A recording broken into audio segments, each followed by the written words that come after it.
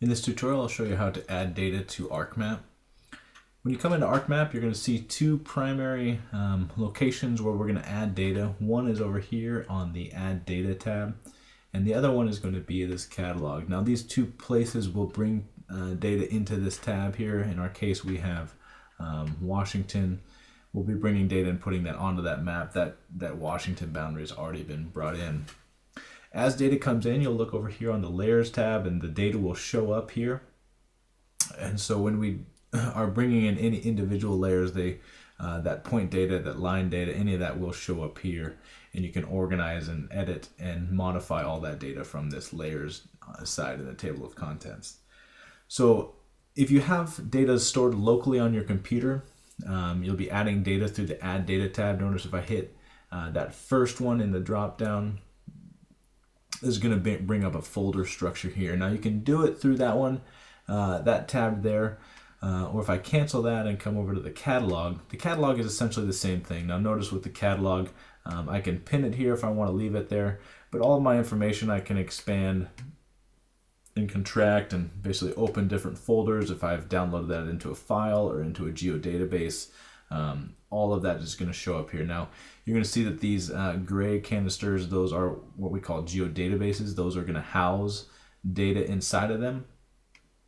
The green ones will be the other ones that we'll primarily be using. These will either be the point, line, or polygon file, as well as we'll showcase later some raster files, and they look a little bit different.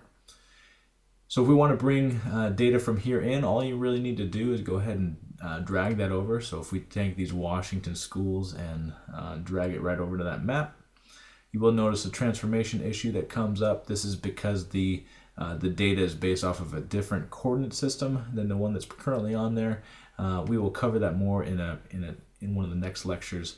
So just go ahead and hit continue there. And this showcases all of the schools K through 12 in Washington.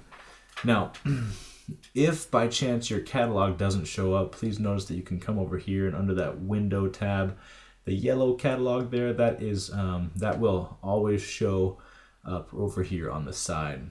And I can always unpin that, and it'll always be ready for me to locate right in there. So that's one way if you have data on your computer. Now, do note here, I'm going to go and just pull open a web browser. If by chance you'll be downloading a file from online, oftentimes it's going to come in the form of if I pull just some natural resources data here, you'll notice that it's going to come as a zip file. So I'm just going to pull some information from Clark County here, and I would open up that zip file, and I'm going to extract that, and I want to extract that to a place that I will know where it's at. And currently, oftentimes, if you're on the virtual server that we provide at Washington State, notice that there's a temp file folder here. Instead of putting it there, I want to browse to, again, a known location. You'll want to come to your personal folder or somewhere where you know where it's at, and then go ahead and select that and go ahead and extract it there. Once you have extracted something from online and you go back to ArcMap, please note that if I come in here and I look under here, nothing has changed, but you do need to come up to the home and hit refresh. This does not automatically refresh. A touch of a pain there, but then I can come in here and just go into this, which is a database, and go ahead and drag that in, and you'll see down here that there was some information that was added there. If when you bring something in, you're not sure exactly where it comes in at, you can always right click on here and go zoom to layer, and sure enough, it's going to show you some information. It'll zoom you right into that information right there.